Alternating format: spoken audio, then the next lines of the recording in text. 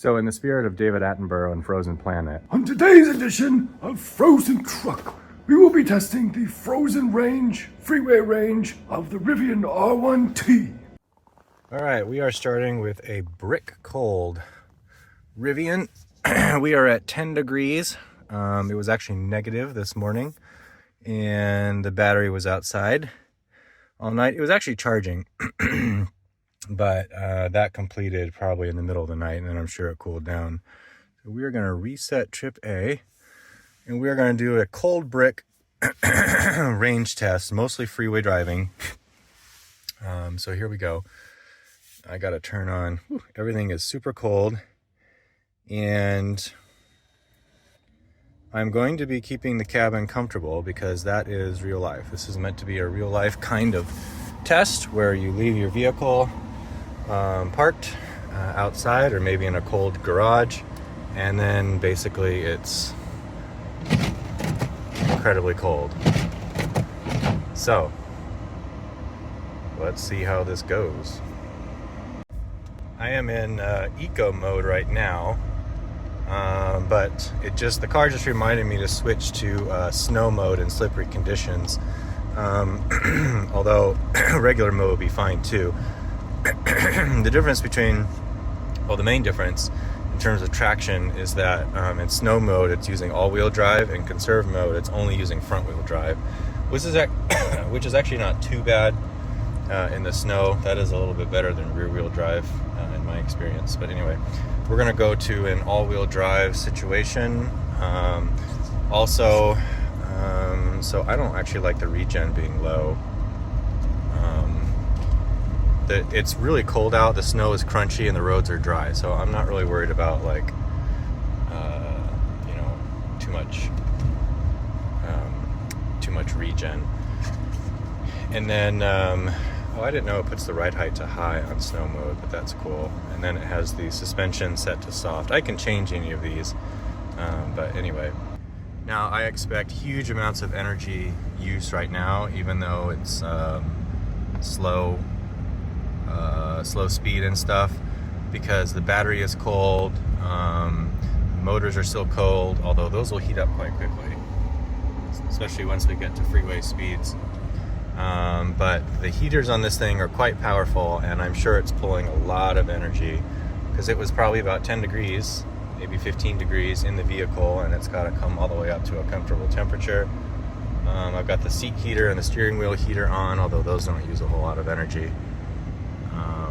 And now what we're not using is we're not plowing through snow or slush or rain. The roads are dry, so we have very little rolling resistance. There's a lot of ice in the wheel wells, so I'm not sure how that's going to play out in terms of like draw or drag or something like that on the wheels. I did turn my wheels quite a bit when I was coming out of the driveway to try to knock as much ice out of that as possible. And then also we're not using the windshield wipers that much, because the windshield is clear, and constant use of the windshield wipers actually uses quite a bit of energy, so we should be good there. Alright, we've got Driver Plus set. It's driving me along. It's working despite, I guess none of the cameras are significantly impacted right now. And we're just cruising along. I am going to drive pretty much normally. Maybe a little bit slower than I normally do. 70 is, I don't know. I'll be keeping it between 70 and 75. If the conditions are all like this is 70 is a little bit slow. But again, I want this to be a real world test, and in the real world, just that's how people drive. So I got the directions in. Here's where we're going to be going. So going up here to this lake channel where there were reports last week of a harlequin duck, so that's actually why I'm going there. But it's also an excuse to drive out on the freeways and do this cold weather range test. Google says it's 6 degrees. The vehicle says that it's 10 degrees. I don't know who's right, but my seat is warm, the steering wheel is warm now, and yeah, the Rivian seats are comfortable. It's nice and quiet on the freeway. We got some snowflakes here on the rear view mirror. Nice little touch. Oh, and the sun is coming out. What's crazy was we dipped down to negative temperatures, which is the first for this year, last night, and then next week it's actually going to rain. So I'm trying to enjoy the snow while I can. And yeah, it looks like it's going to be just really pretty out, which is awesome. Yeah, there we go. Get out and drive your EV. Now, another reason I'm doing this video is kind of a corollary to one that I posted this week or last week, where I was doing some city driving kind of during the snowfall and while there was a lot of snow and a lot of traffic on the roads. And because of all that traffic, it took me much longer to get to where I needed to do. I left work with a cold battery. I drove for about 20 minutes to a hardware store, actually to pick up an impact air scraper that I want to test for removing ice from driveways. Usually they're used for removing like tile and stuff, but I figure it could remove ice too. Anyway, so it took 20 minutes to get there, and then it took at least 20 to 30 minutes to get back home. So that's plenty of time for like the battery to heat itself and the cabin to get warm. It was fine, but I was still like barely getting over 1 mile per kilowatt hour, sometimes less. And people just don't realize like how much energy heating the cabin can take with a non-heat pump system, and just the incredible amount of energy that it takes when you have to plow through snow. There's no coasting because the snow stops you, and there's no regen, either because, or very little, either because it's slippery or because the snow slows you down instead of your regen slowing down, or your battery's cold, and so you don't get the regen.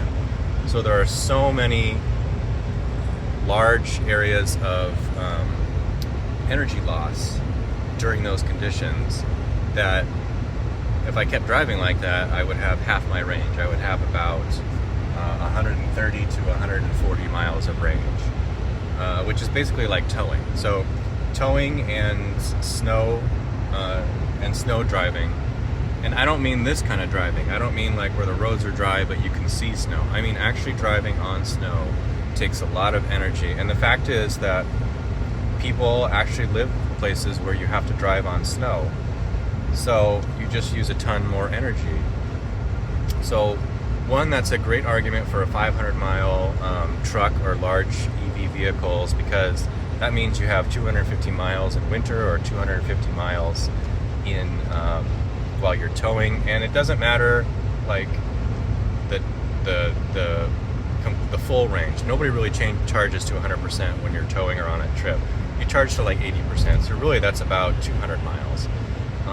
That's pretty usable, even though it's less than like, you know, a really good gas truck towing machine. Anyway, so, or you have 200 or 250 miles of real winter range, which is extremely useful if you're going on a trip in the winter. It's also a really strong argument that if you can't have 500-mile EVs, at least have fast chargers really conveniently located like every 50 miles. And that is a huge infrastructure build out. Anyway, so this is a corollary to that video that was basically showing extreme energy use and range loss. And now I'm showing, because people kind of confuse just cold temperatures with those kind of conditions. Being like, no, I drive in the cold and it doesn't use nearly as much energy. Yeah, well, that's different. And that's what this video is going to show, is that in dry conditions, the cold temperatures are really not as relevant. Right now it's actually showing 9 degrees. Again, Google was saying it was 6 degrees out. That's pretty cold in most places in the world. So what we're going to see, my efficiency would probably be best in the city, but I'm going to be doing mostly freeway driving And also I'm going to be doing enough driving that the battery will warm up, and then that's not sinking my range. And so we're going to see the actual kind of steady state energy. So I've got, this trip is about close to 40 miles each way. So I'm going to be doing 80 miles. That's probably going to be like close to half of my range, actually, I would guess. Right now I'm at 1.2 miles per kilowatt hour, and I'm also trending slightly up, so that should get better. Yeah, so we'll see how it goes. The one caveat I'm not sure is all that ice around the wheels. I don't know if that's going to be dragging me down. That is kind of a fact of driving around in these conditions too. I tried to get some of it off, but it's really frozen on there. But you know, if you don't have a warm garage to park in, that's what your wheels are going to look like. So this is going to incorporate that into the picture. So yeah, this should be fun. So we've sort of achieved a steady state here at about 1.44 miles per kilowatt hour. And this averages over the last 15 minutes, which has been pretty steady. The total trip, which has been almost 30 miles, has slightly less efficiency at 1.38 and using 21 kilowatt hours. So that's a difference of about 0.1 kilowatt hours per mile. So, and we've gone 30 miles, so if you multiply that times the number of miles, that means we've used, our total average has been about 3 kilowatt hours more than if you just average at our steady state. So, oops. That's kind of how I derive like how much energy we use for heat. Because we used a lot of heat at the beginning of the trip to warm up the battery, warm up the cabin, and that would account for the difference in in those two numbers. So if I'm calculating that right, maybe it's a little bit less, but it's about 2.5 to 3 kilowatt hours used, and maybe it was a little less efficient too because we were on the snow initially, so I don't know, maybe 2.5 kilowatt hours, but that sounds about right too for the amount of heat that we would need to really heat this giant cold brick up. So pretty good. I'm actually impressed. You know, steady state of almost 1.5 miles per kilowatt hour is really good. So all right, we are here. This is called Pier Marquette Park. We got one birder bro out there. I'm gonna park it here, and let's go over some stats. So overall, last 15 minutes, which were kind of city driving, slow, roads were clear mostly. There was some snow on a lot of roads, but there were also like tracks that you could follow to get onto the just the naked road. Much more clear than right here. Anyway, so we got up to 1.66 miles per kilowatt hour. That is actually amazing. I'm really surprised at that. It is 23 degrees here. We are closer, we're right up against, well, we're at Lake Michigan, which is buffering the temperatures a little bit. So let's go into here. Total, this was almost 40 miles. We used 27 kilowatt hours, and we averaged almost 1.5 kilowatt hours, or 1.5 miles per kilowatt hour, which is, that's pretty good, actually. Given these conditions, now I can see some snow is blowing. I don't know if you can see that. So there is some wind here, but we've also been at low speed here, so I don't think that's had much of an issue or much of an impact. So pretty good results. That means that after you get over that initial heating up of your cold brick vehicle, if you've got good conditions, which are basically dry, clear roads, you can really gain some efficiency back. 1.6, we'll say 1.7 miles per kilowatt hour That's not good. I mean, this should be at least 2 miles per kilowatt hour, at least in the summer and stuff. So that is not a good result, but it's decent for winter at least, and it means you won't be like entirely crippled. So yeah, I think I'm debating whether, because I'm gonna walk around here a little bit, which means the vehicle is gonna get cold again, and then if I drive again, then we're gonna have to go through that sequence again. But I'm kind of thinking that's kind of how it works anyway. Like, nobody drives most of the time from like 0 all the way to nothing. Like, if it's cold out and you're doing your daily stuff, you're going to be parking, the car's going to get cold, you're going to turn the heat on again. So I think I'm going to leave it and keep it as real world as possible, and just know that at the first leg of the trip was on average 1.5 miles per kilowatt hour. So hopefully someday that'll be better, but that's pretty decent. And again, it is mostly the conditions. It is the dry roads, dry and clear roads, that have made the difference for that, because the temps are cold and the car was a cold brick. So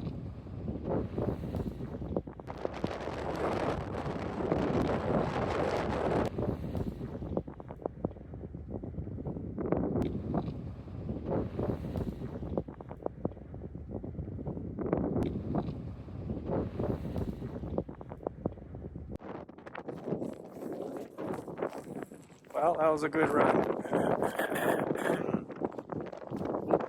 The wind really picked up, and snowy and kind of crazy out right now. So yeah, let's get backed up for now. Outside.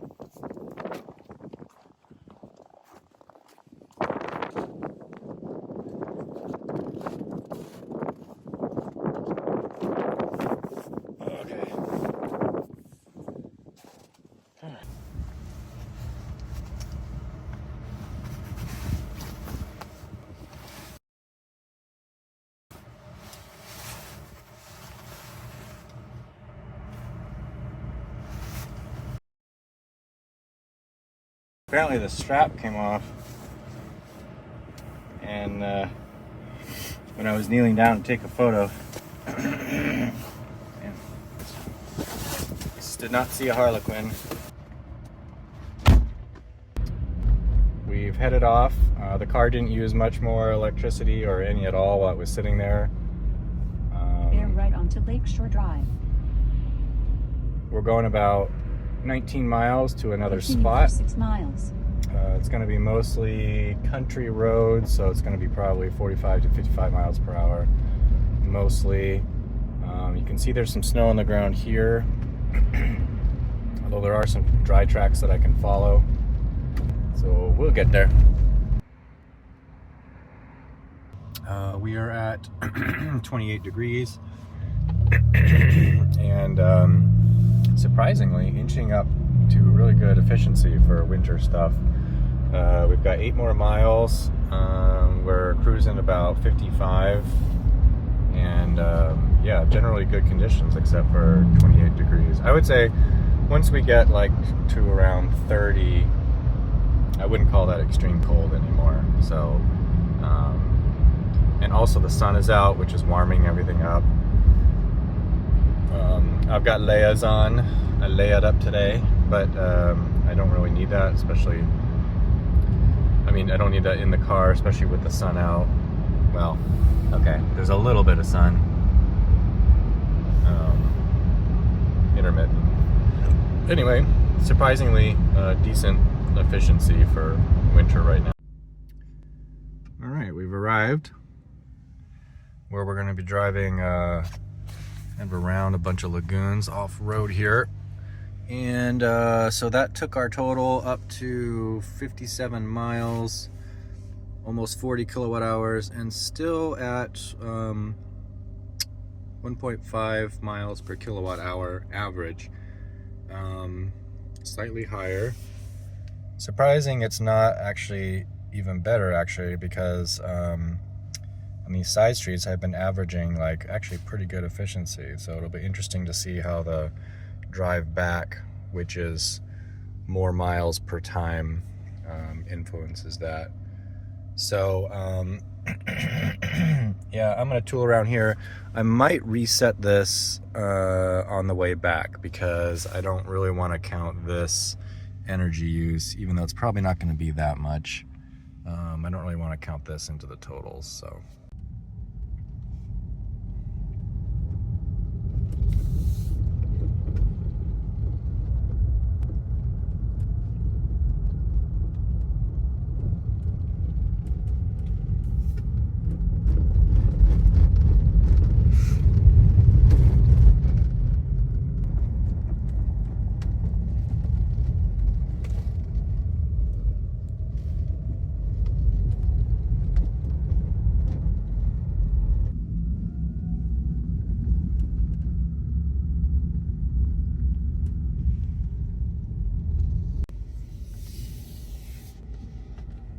Drive northeast for 1 mile.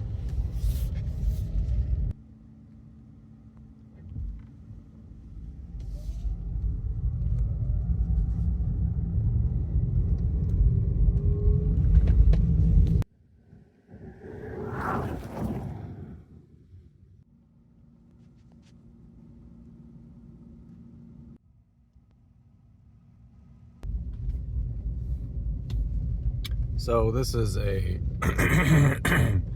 trail road that goes to a kind of wetlands kind of area. Scraping some branches and stuff here and there.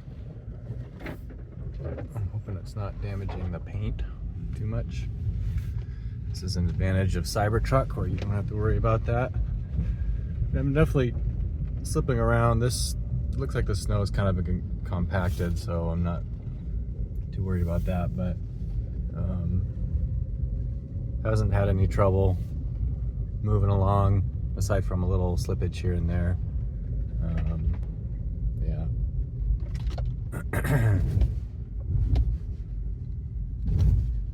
I ran over a small tree at the entrance, or a stump, not a stump, but the trunk, because I didn't see it under the snow.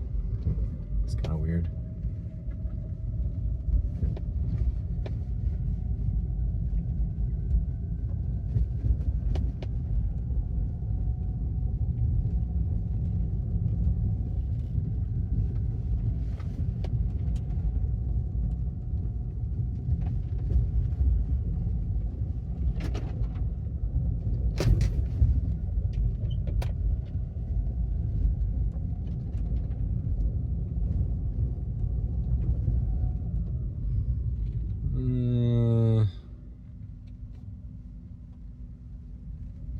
I don't know if I want to scratch the vehicle up that much.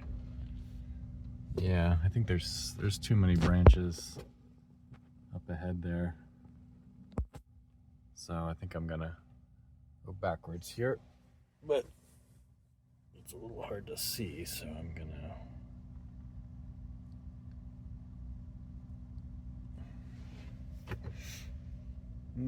it's not super useful.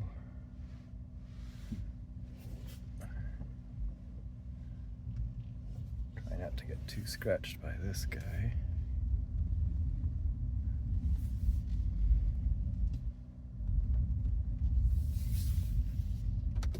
Also try not to get stuck.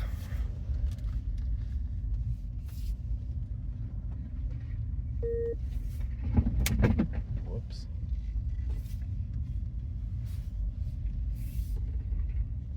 I find that this view is actually better sometimes.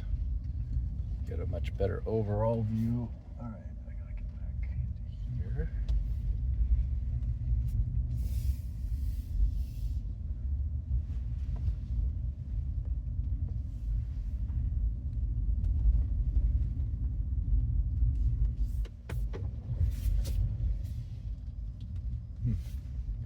No problems at all. Sheesh.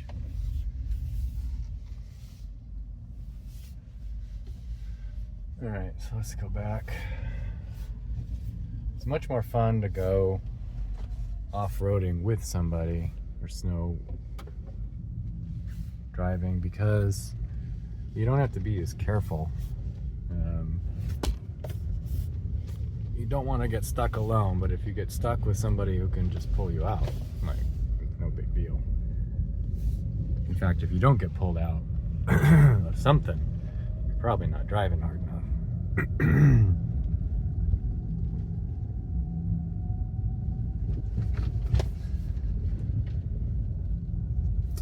Interesting, the motors are over 100 degrees, even though it's 25 degrees out and we're driving through snow. That's definitely some heat that Rivian can really tap into a little bit more, because they get hot and they stay hot. Unless the cooling shunting doesn't kick in until they get really hot, that might be the case. But yeah, there's a lot of heat from those motors that could be recycled into a cold battery or a cold cabin or whatever.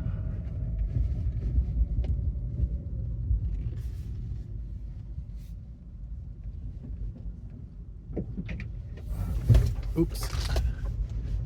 Oof. If I just hit that with my front, I'll have to check. I guess I should have the, this is why they have the front camera here. It's not very clear though, so that makes it a little hard to use.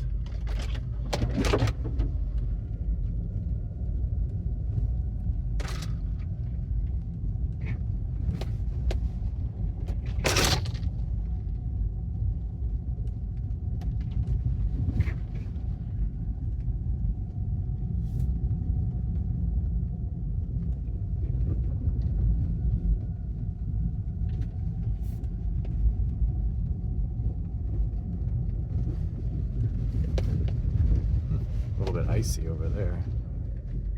I am still on snow mode, so which is all-wheel drive. I did turn traction control off, so that's at least fun.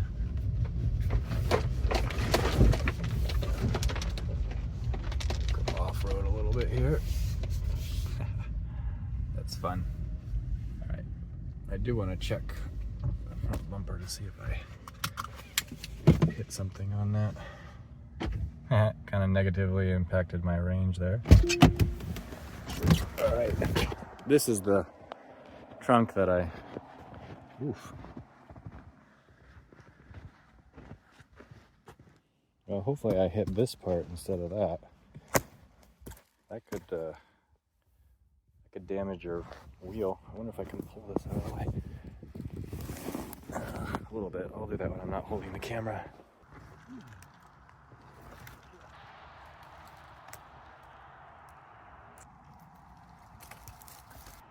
Well, I don't think I helped anything.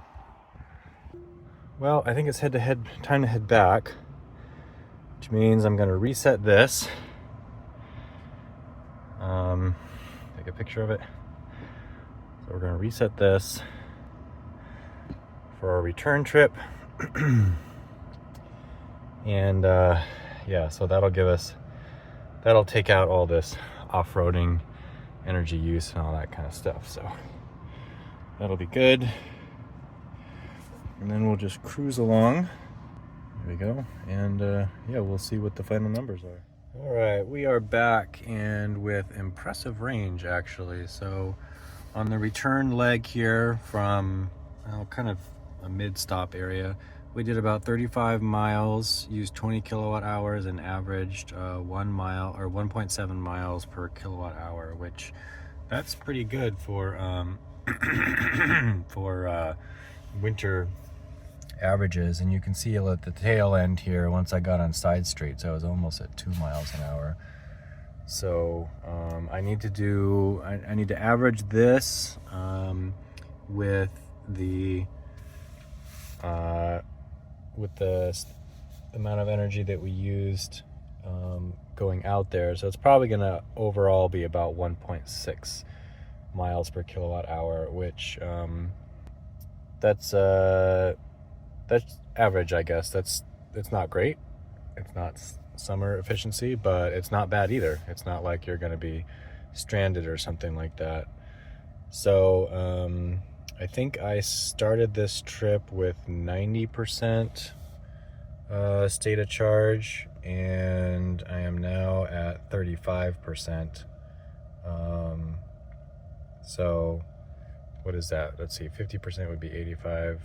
So yeah, I used about 50 to 55% of the battery pack. Traveling not very much. I'll have to add these up. I think it was well, anyway, yeah, we'll do some numbers analysis later, but that was pretty good. Right now I gotta unpack. Hello everyone, yoo-hoo! I have the results of the calculations. So I added up all the energy that I used, and I totaled up all the miles, and I divided the energy by the miles that I went. And the end energy use, or efficiency, was 1.6 miles per kilowatt hour. So given the conditions, given the freeway driving, given the all-terrain tires and larger tires, that's pretty good, I would say, for those really cold temperatures. It's definitely not ideal. In fact, today, actually, when I'm doing this summary video, it's 36, 37 degrees. A lot of the snow has melted. I was doing some errands, and today I was above 2 miles per kilowatt hour. So that's really good. So 1.6 is not great, but it is also not the end of the world. So if you have good access to supercharging or fast charging, if you have good access, you have good rates, and you know, you can even do long trips with that energy use. Also, that translates to about 650 watt hours per mile. Very high. Driving in the snow with the Model X gives me close, probably a little above that, maybe 700 watt hours per mile. So I think the Model X would be a little bit more efficient. I haven't done exact tests on that. That would be cool to do the same route on the same morning with a different vehicle. But anyway, so I hope this was interesting. I will continue to be doing range tests. What I wanted to do, I want to do a freeway range test when there's actually snow on the ground, on the road, or it's actively snowing. And I just want to see like how far can you go, and just show like how much more energy that takes. So maybe that's for a future video. But anyway, stay tuned for more videos, and thanks for watching this one. Take care.